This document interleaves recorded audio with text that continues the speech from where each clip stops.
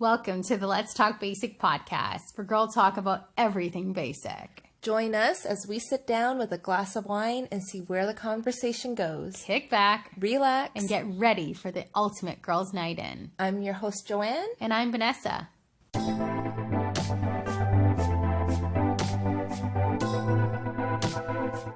Hey guys, welcome back to this week's Let's Talk Basic podcast. Cheers, Vanessa. I actually have a drink today. Oh, it looks fancy. I just have sparkling water. I am drinking a Virgin Caesar because... The craving is real. It's actually the best, I feel like, mocktail to have because it tastes basically like a alcoholic Caesar. And you never drink a Caesar to get drunk anyways. You know what I mean? You drink it to stay sober. Yeah. It's like like I'll have a little something. Like I'll pay more for it, but I'm not really here to get drunk. But it's actually like, it tastes like I'm having a Caesar, so it makes me feel like I'm a normal person. You are a normal person. What are we going to talk about today? We're going to continue with our reality TV junk that we love. So good. Because this year has been the year where we needed reality TV. Actually, I think it's more just watching people live lives that are outside of the house. Exactly. So yeah, I've been hearing so much about Bling Empire. Like, everybody's been like, have you watched it yet? Have you watched it? And I was like, no, like, I'll get to it. And I finally watched it. And... What are your thoughts? What are my... I don't know. Okay, maybe you tell your thoughts first. I feel like my thoughts might be disappointing. Okay.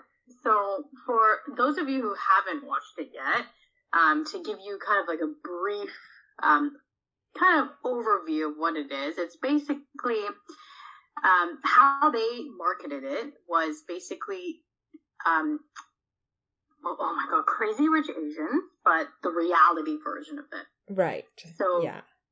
So I was like, yes, right? Because I love Crazy Rich Asian. I loved it so much that I even purchased the DVD hard copy.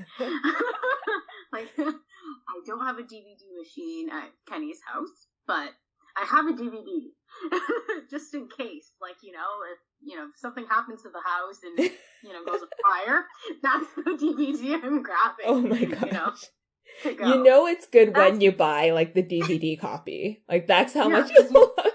Because you'll probably never, ever watch it. Like, realistically, but you just need to have it with you. Yeah. So I just need it. Yeah, so you can watch it on demand if you want to. And I didn't even get it on sale. It was $24.99. The sticker is still on it. Oh my gosh. Yeah, so that's how much I loved Crazy Rich Asian. I've probably watched it over 10 times now since it's been out. Oh my goodness. And so when someone, my friend, actually sent the trailer to me prior to this coming out, she's like, oh my god, you're going to love this. We have to watch this. I'm like, what is it? So I clicked on it, and it's Bling Empire. I'm like, this is my jam. Marked it on my calendar, and watched it. It was a Friday night, actually, when they released it. So I'm like, great, perfect. That's my weekend. And, it really didn't take me that long to finish it. There were only, I think, 7 episodes. And they were, 30 or 45 minutes long. Very consumable content if you like trashy reality TV. And it dives into this tight-knit group of friends who live in LA, but their family and parents are rich from either Singapore, Taiwan, or China. And each of them kind of plays a character, and it gets, it's very weird. So, when I watched it, I'm like, oh, this is not Crazy Rich Asian. It just kind of tainted my view a little bit.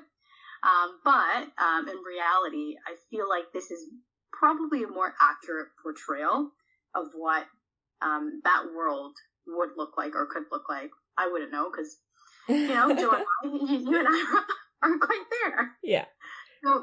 So yeah, generally that's what we're diving into. So if you haven't watched it, you can still follow along. And so fair warning, like we're definitely going to have spoilers in this episode. Yeah. So if you haven't watched it, just stop listening now because we're probably going to ruin it for you. And and maybe come back next week after you watch it. Okay, so going into it, what did you think of it? General overall impression of the show, aside from being really disappointed that it's not Crazy Rich Asians. I thought everyone looked too plasticky, like including the men. So I was a little bit thrown off. I also feel like the group or the cast that was on the show, I'm not really sure what they were trying to get at. Like, I don't feel like, I don't know, like, number one, I don't feel like they were very tight-knit. Second of all, their age ranges were really, like, up and down. Yeah. There were a few that I felt like were pretty young. There were a couple that, was it Anna, the older-looking lady? She looked really old. I think she's 60. I think that's what they said in the show.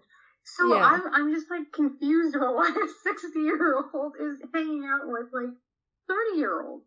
Yeah. And then the whole thing was really weird. And then in comes this character named Kevin, who is a model. Do I find him attractive? Probably not my type. I do feel like he's probably generally a very good-looking, handsome man, but not really my type.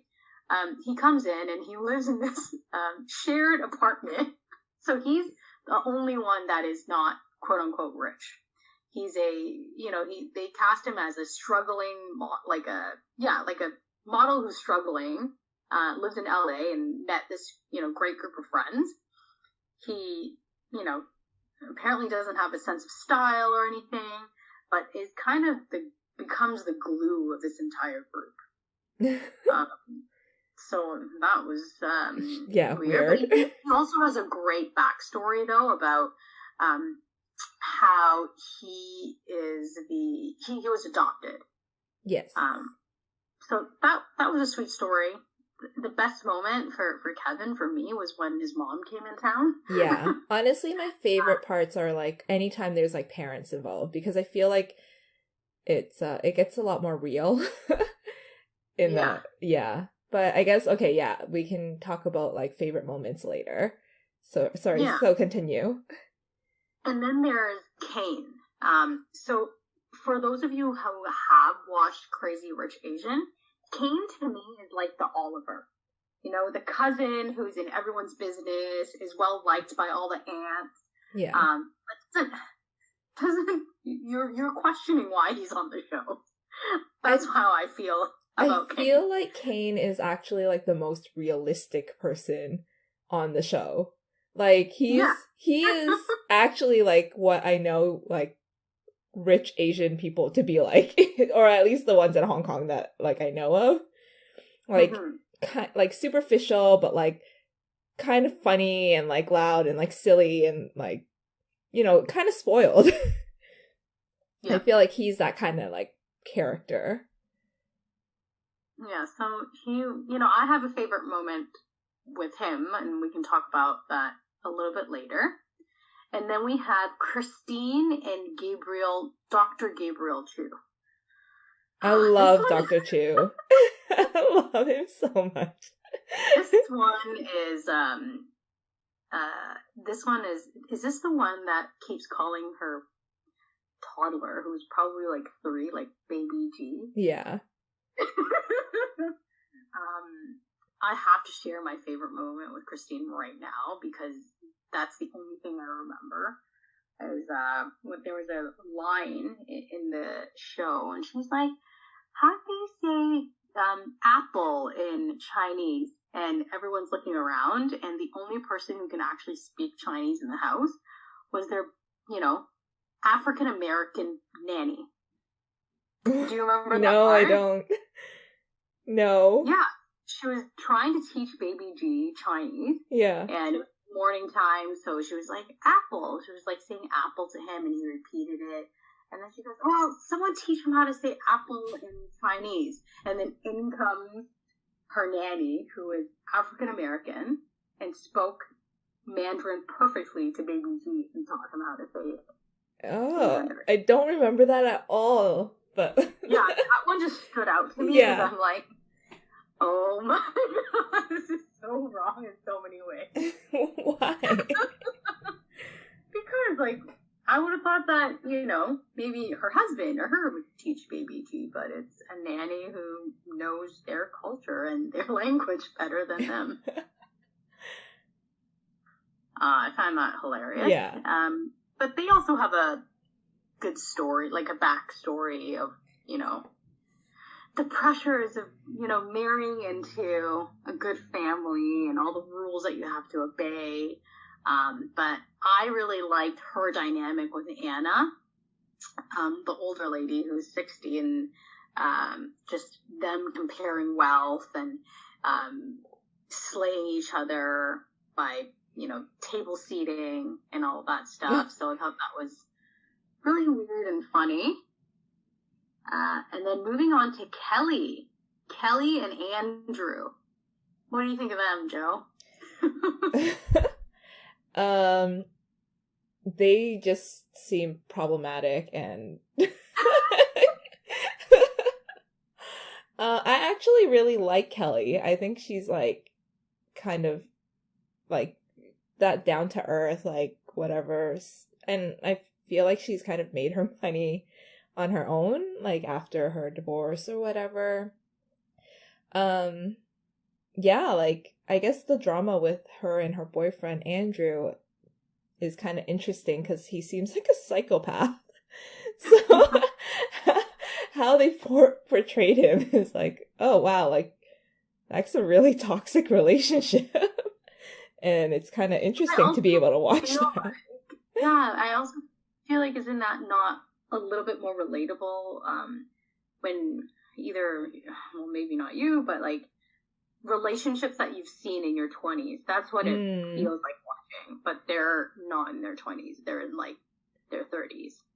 Yeah. And it's still happening. You still yeah, it's kind of like where when you watch your friend go through a bad relationship and like you know that they're so much better than like whoever they're dating.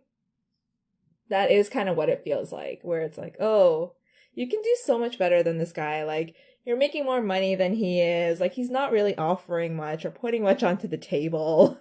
And he treats you like crap. So, like, doesn't make sense to, like, stay in it. And you just, like, get all those, like, nostalgic feelings back, I guess. Yep, that's Kelly and Andrew. Yeah. That's a good way to put it. Yeah. And then there's Kim Lee. Right. The one that they keep saying is a really, really famous DJ. And I'm like, I've never heard of this person. Maybe she is. I don't know. She doesn't sound that great. But sure. Yeah.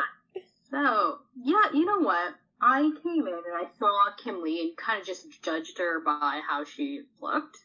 And wasn't a huge fan to begin with, but after I heard her story, I actually liked her the most after the show, because I went in not thinking that I would, connect or relate to this person, and then after seeing the show, I feel like I gravitated to her and I don't mind her, so I liked her. Yeah. And I haven't, maybe I'll download some of her DJ music.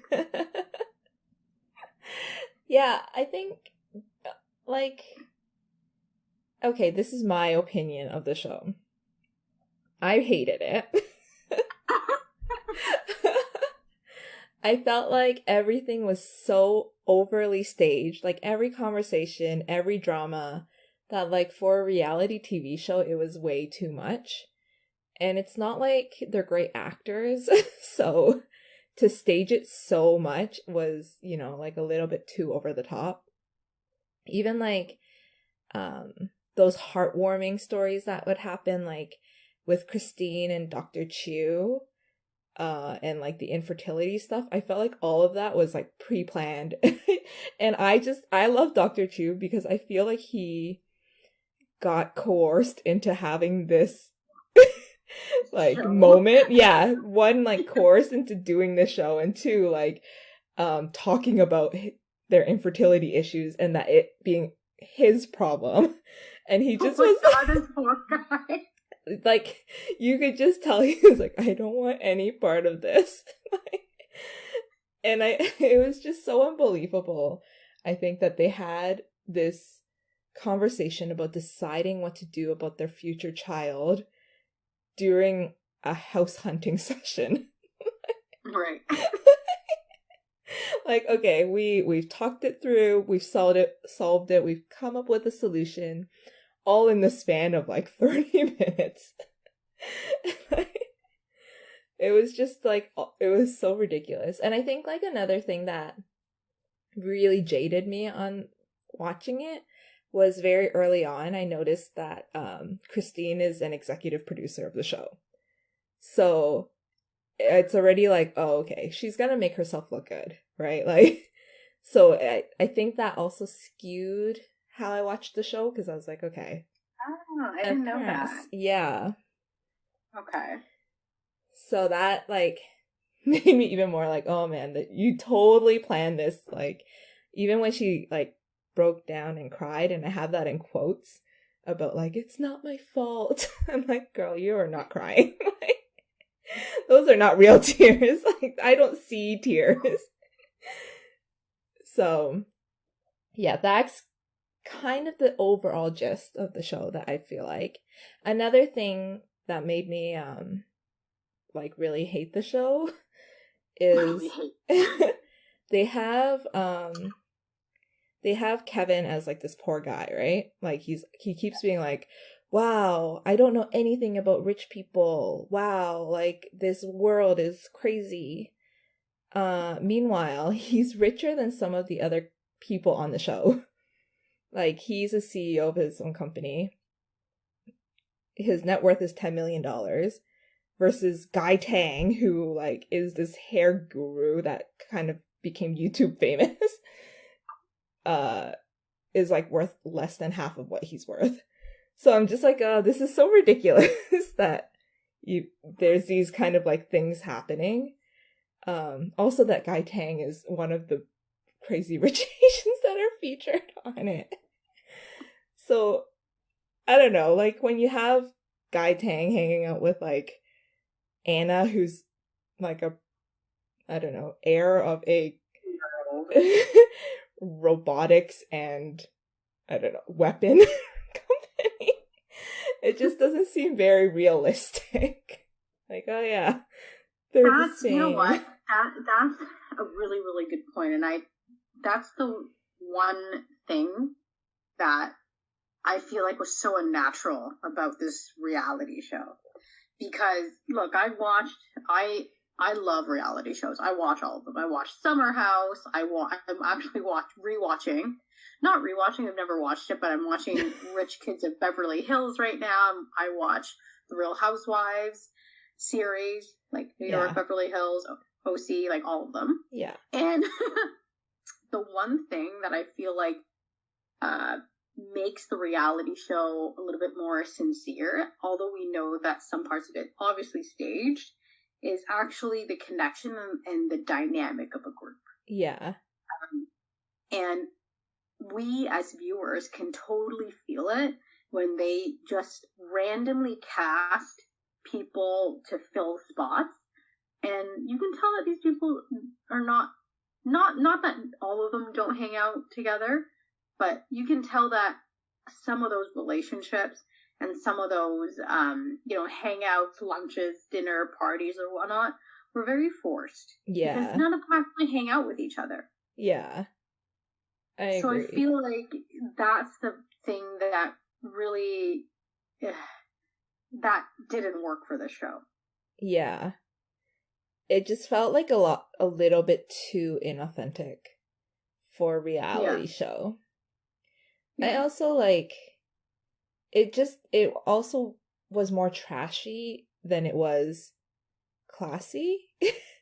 And when you're Mm-hmm. kind of watching like these, well, like, I don't know, Housewives of Beverly Hills or whatever, you kind of want to see more of like that, like opulence and like the like glamour of it.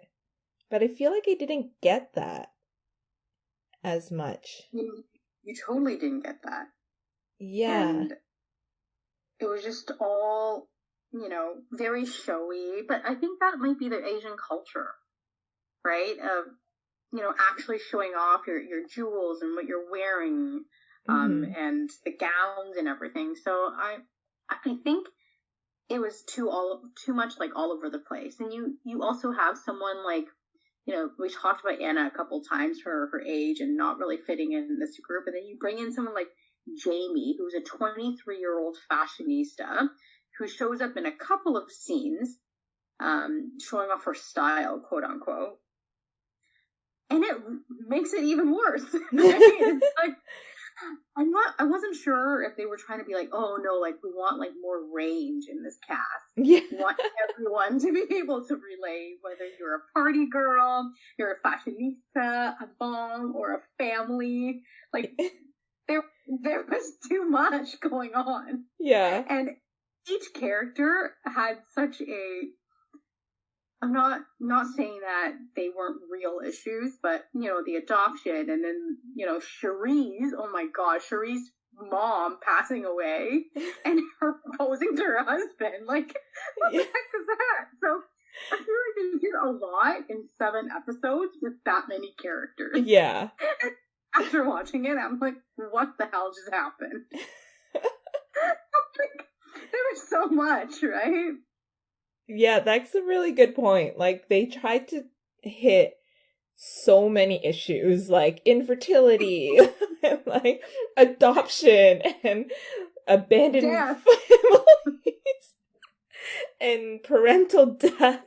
Like, it had everything. You're right. Like, I didn't even think about how crazy and disjuncted everything was. Yeah, I know, like, it's actually really funny now that we talk about it and Yeah. break it down. Like we said, there were only 7 episodes. We probably have, talked about only half of the characters, because the other half we can't even remember. Yeah. And then there were just a series of different issues that are supposed to be very deep, but then they just showed it in such a superficial way Yeah. that, you watch it and you're like, hey, let me forget about it now. That's good. Move on, Yeah. next. I feel like my favorite parts of the show were like all the parts that were actually not scripted, or like not I don't know, like not supposed to be interesting. So like, for example, when Anna joins the group of friends to go bowling, Oh. like there was all this drama about like, I don't know, confrontations of Kim and Anna and whatever. But my favorite part of that entire scene was her bringing her son and her son's girlfriend and them seeming like totally normal people and being being introduced to these people. And it just seemed like they wanted nothing to do with them. It was like, oh man, my mom's dragging me to this show. Like, I don't want to do so this. Bad. Yeah. So bad. That's what it seemed like, and I just thought it was so funny. Okay. I have to share my favorite moment. Like, I watched this alone because obviously Kenny would never agree to watch anything like this with me. Yeah. But I kid you not, I actually said like what the F out loud to myself 1,000 times when I was watching this scene. It was when Kevin and Kane went on the quest to go find Kimberly's supposedly alive father. Yeah. that she wanted to reconnect with. Also, by the way, Kim Lee's mom, like, shout out to her. She's pretty awesome. Every time they do a photo shoot, she's like, more boobs, more boobs. Yeah. No Asian parent actually is that. So, once again, not reality. But, so, when, this is my favorite scene. Although she's, like, Viet, so I feel like it's could be a little bit different. Yeah. True. Okay, so they decided that it was a wonderful idea and that they would be doing Kim a favor if, you know, they went behind her back to drive to, I think, San Diego to find this father of his. And they took it upon themselves, went there, you know, knocked on his door, went to this nail salon and asked this guy really, really weird questions. Yeah. Hey, do you know Kim Lee? Yeah. No. Oh man, he definitely knew. Did you see him flinch? Yeah. It was just so bad all around. Yeah. And then we got back to the hotel. You know, Kevin randomly gets a phone call back from this mate, like he named it on his phone maybe Kim's dad or something like that. So he's like, oh my god, it's maybe Kim's dad. Oh no, possibly Tony. Possibly. It's Tony, it's possibly Tony. So picks up this possibly Tony thing, and this Vietnamese lady picks up and is like, looking for Tony? Yeah. He's dead. That's just terrible. Oh. And then they're like, oh no. So that was a sad moment. And Kane's like, we gotta tell Kim. Yeah. So they go back. They drive all the way back to LA. Showed up unannounced when, you know, Kim and her mom were having like tea on a lovely Sunday. And just was like, hey, so, you know, we went behind your back and found your dad. And this girl's just like, what is going on? I was not ready for this. You showed up uninvited. Now you're giving me this really heavy news. I'm really, really pissed that you went behind my back to do this. But then also, what am I supposed to do? He's dead. Like, it was just so many. And the mom was there. Like, you went behind Kim's back. Like, you could tell she was a bit pissed. Yeah. But that entire situation for me was either really terribly produced, because it's so unreal. Like, I would get so pissed, Joe, if you went behind my back to try to find, like, my family history that I'm not sure if I'm ready to know or not know yet, but you decide for me that I should know. Yeah, the most confusing part about that whole scene was, like, you could tell at the beginning, she was like, what? You did what? Like, behind my back? But then by the end, she was like, thank you guys so much for doing this. And I'm like, there is no way. Like, that is how my normal rate of reaction would go. Like, I would not come back around and be like, wow, I have great friends. They like, just really invaded my privacy and, like, went through a process that, like, I might not have been ready for and dropped this bomb on me. Like, exactly. Yeah. But thank you. Yeah. Like, that, to me, like, the entire series, I feel like that was the most ridiculous part. And, in my opinion, super fake. Yeah. I think this is just becoming like a kind of a bitch fest. Yeah. What else really annoyed me was when Kane and Kevin were thinking about this, and Kane kept being like, are we gonna get a private jet? Let's get a private jet. And I was like, okay, I want to see your private jet. Like, yeah, get one. And we never got to see a private jet. I think they might have just, like, I feel like they might have just gone on, I don't know, like a small plane, like a regular commercial flight. I don't know. Maybe? No. Well, either way, it wasn't something glamorous because they would have shown it. Mm-hmm. So I was really disappointed. Yeah, that was definitely, I don't know. But I did like Kim after. Like, I feel like she was very sweet about it after. I don't know, like, is it real or fake, but how she was like, I'm just dealing with this. Although, again, really weird to drop the news at a cocktail party, like when she was telling Christine, like, I just can't deal with your drama because I just found out my dad died. Like, oh, is that how you tell people? Yeah. Oh, and then another really, really cringeworthy moment was, of course, when Cherie proposed to her husband. What's her husband's name? Jesse. Jesse. Yeah. Close. Jerry. And I think no Asian Cherie, is called Jerry. I think Cherie is a very, very sweet woman. I just can't deal with the fact that her Instagram page is she needs to chill on the filters. Yeah. Have you been on her Instagram? Yeah. Her eyes are like bigger than like her mouth. It's like too, she's really trying to look like an anime character. And she's already very pretty. You don't need to look like a, Japanese anime character. She seems really sweet. Her kids seem really cute.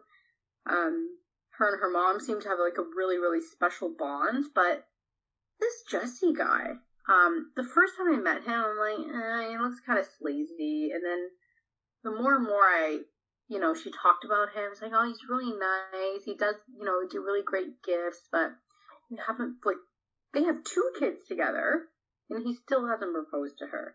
And every time that issue was pushed, he's just like, oh, no, later, it'll happen. And then when Cherie decided to propose to him, which was something that I thought was very brave, because that's not something that I would consider. And it was definitely not traditional. And she did it in front of so many people. Which I thought was, like I would have just fainted. And then this Jesse guy had the audacity to wait like 5 minutes and just stood there. And everyone's just like holding their breath. Like, are you gonna say yes to this poor girl? And he finally said yes, but what a loser. What a loser. I totally have a different perspective on that. I feel like Cherie is crazy. What do you mean? I feel like she's crazy. Like, the whole thing about, she's like, oh, like, my son is my mom reincarnated. And then Jesse's like, I hope not. Yeah, I thought that was, like, the funniest. Like, the funniest reaction, because, like, 100% you wouldn't want your mother-in-law to reincarnate as your son. Like, I thought, and she was just like, she was really trying to push it, and he's like, no, like, I think it's great that you remember your mom and that you think that she's with us, but she's not our friggin' son. No, but she's like, her daughter, I forgot her name. Jador. But like, Jador. Yeah. She's like, but Jador called, the baby Paw. Like, how is that possible? And he's just like, I think she just says things. Yeah. It's also because you're pointing at all these random things being like, Paw probably. She probably picked up on that. Oh my god. Also the fact that she named her kid Jador makes me think that she's crazy. Like, I don't think that was Jesse's doing. What was the other baby's name? The boy? Was it Giovanni? Or is that baby G's name? Those are terrible names. Yeah. Jador. Like, that's terrible. I'm sorry. That kid's gonna grow up with problems for sure. So, I mean, all of that combined with the fact that she's like, he's not proposing to me. We have 2 kids. Now I feel uncomfortable, so I'm gonna do it at our 100-day party. Knowing that he's not going to like it. Yeah, it's like, I know Jesse's gonna get very mad at me. Yeah. So this is a great idea to do it in front of all his friends so he will be pressured into giving me a response. Like, that's freaking crazy. And of course, if we go back to your history, I feel like you'd be like, yeah, that's totally fine. But I feel like that's really kind of what an insane person would do to try to force them to give an answer. Yep. And I actually felt really bad for Jesse because in front of all his family and friends, yeah. The poor guy looked like he was gonna like crap his pants like right there, but he couldn't. Yeah, I thought the answer that he gave was actually really good. Like, if I was put in that situation, I wouldn't be able to be like, like, I love you and I want to spend the rest of my life with you without actually giving an answer. Like, I think he ended up getting forced into it because Kane was like, is that a yes or a no? But the initial response was great. He almost got out of it without saying a yes or a no. Oh my god, how terrible. What does he do? I feel like he must be I don't know. Negotiator of some kind. I don't know. He's so... I'm sure he's a businessman of some sort. Yeah, now I'm on their page. Yeah. Can't stop looking. Yeah, what else? I guess we kind of talked about the, what's her name again? Andrew and Kelly? Yes. Andrew and Kelly. So probably the more normal, most relatable people, probably. Yeah, I thought one of the funniest moments, or not funny, but kind of sad, but like kind of entertaining moments with them is when they went into therapy.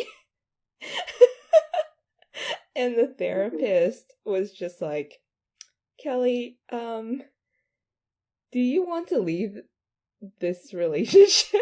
And she was like, yeah. And she was like, Andrew, do you hear what she's saying? And he was like, I want to work it through and I think that we can and we're both committed. And she's like, that's not what she's saying.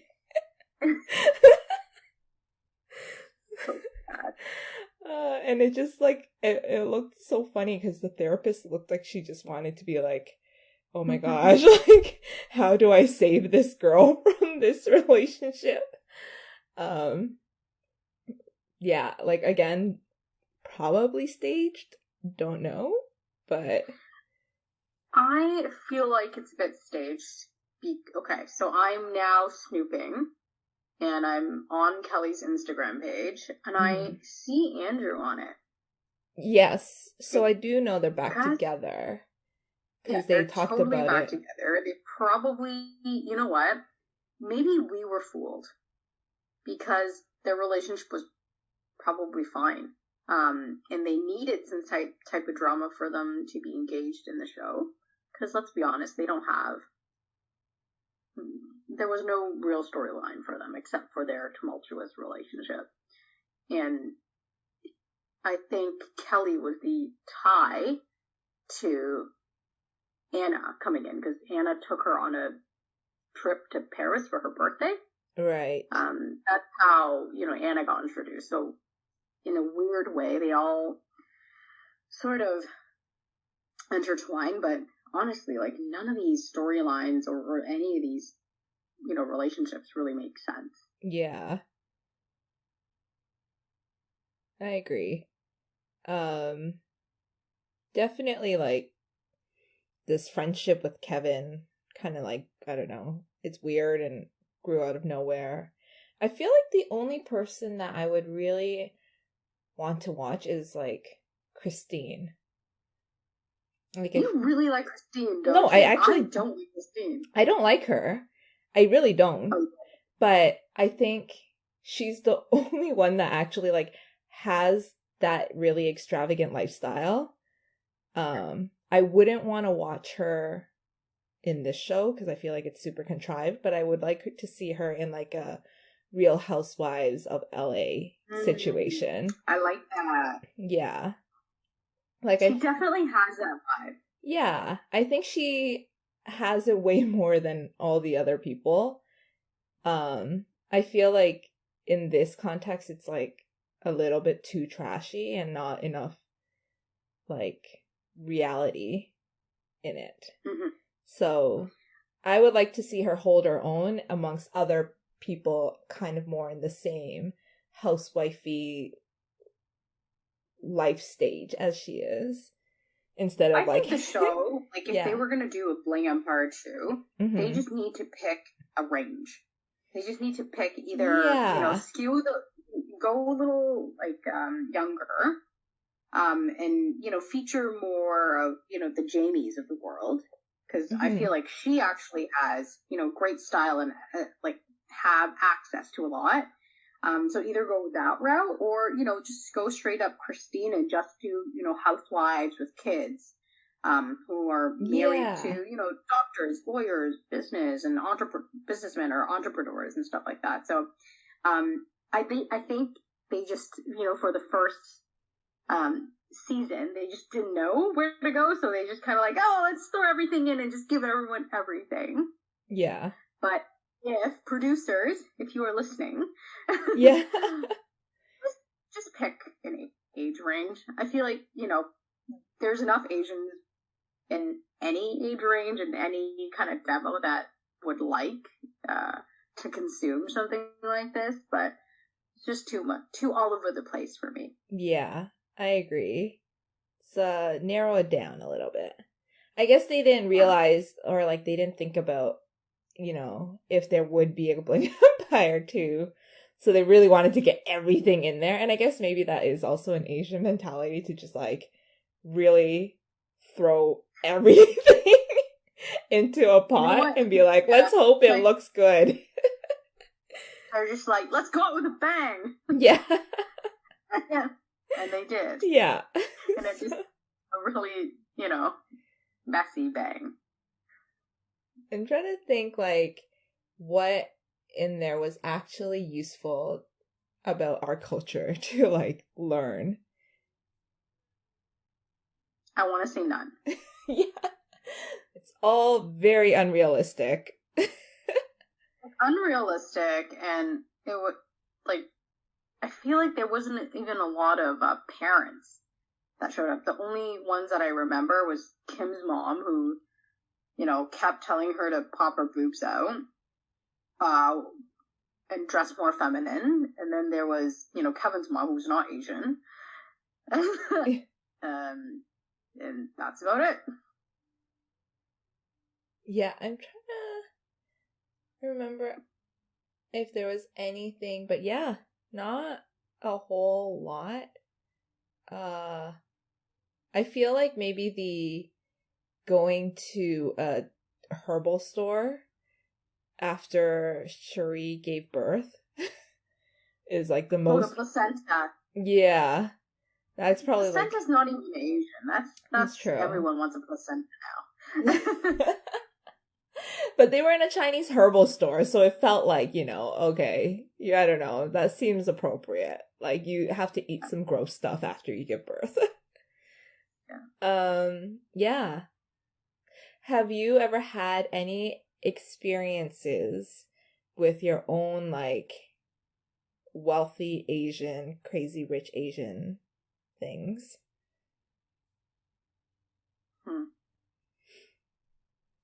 Probably not. I don't think my friends are rich enough. I don't. Like, I think I have rich friends in Hong Kong, but not to this magnitude. And they're also really lovely, nice people who actually don't have a lot of drama in their life. But then I'm like, maybe that's why they don't have a reality show. But no, I've never have encountered anything like that. What about you? So I have a story. When I went to Hong Kong, I somehow, through like friends of friends of friends, ended up in a situation where I was in the same group as Stanley Ho's daughter. So if you guys don't know, Stanley Ho owns like all the casinos in Macau, which is also like the Asian Vegas. So he's pretty rich. I think he's a billionaire.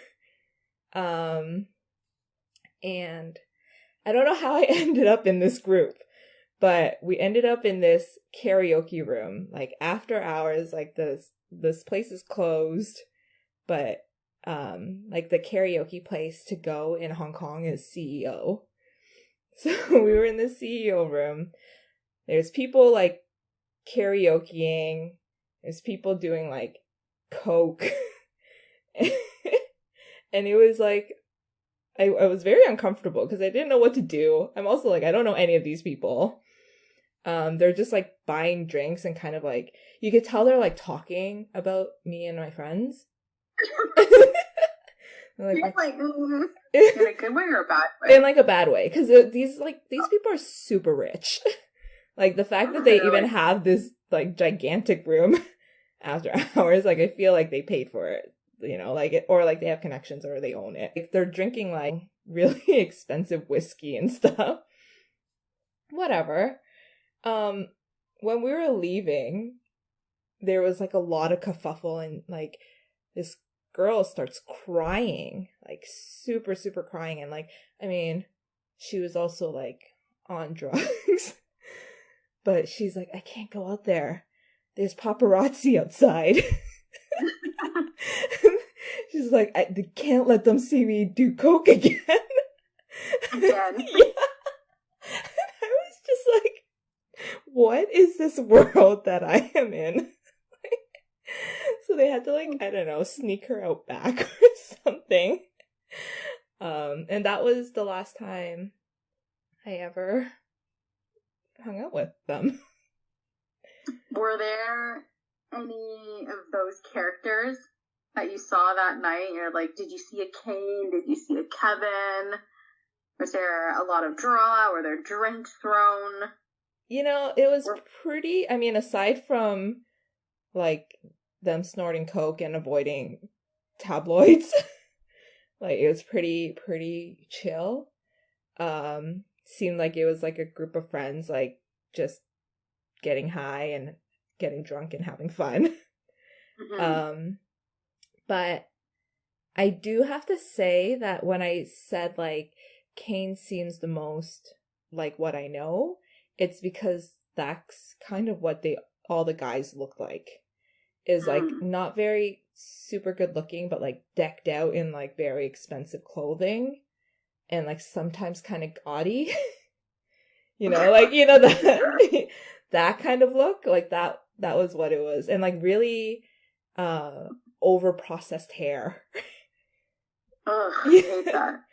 So yeah, that was my experience. Well, I feel like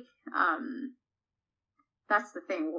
I don't feel like we will ever get access to what that world really looks like on reality TV, because the people who are ultra rich want to protect that.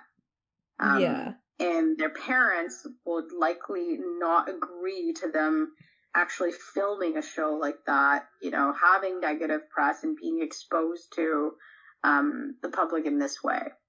Yeah. So I feel like the people who do agree to do these reality shows are looking for something that they don't have, and likely that's fame or money, but ultra rich probably does not need Netflix shows or Netflix money. It's true, because they will probably get cut off by their parents. Yeah, exactly. So that's what I think. I feel like it's always, you know, curious for outsiders like us who to try it, you know, to look into that world. But I feel like it does make sense that the groups and the pieces don't really quite fit together, because you can never get one group of friends that are ultra high net worth and ultra rich to actually agree to doing something like this. So Bling Empire was the best we got. You know, if they came up with another one, I would probably still watch it. So let's leave it at that. Yeah. It was entertaining. We'll give it that. It got us through a couple hours of COVID. So, I mean, cheers to that. I want to say cheers to Asian representation, but that doesn't really represent us basic folks. So, the basic folks like us. Cheers. Thanks for listening to the Let's Talk Basic podcast. For more exclusive content, make sure to follow us on Instagram at Let's Talk Basic.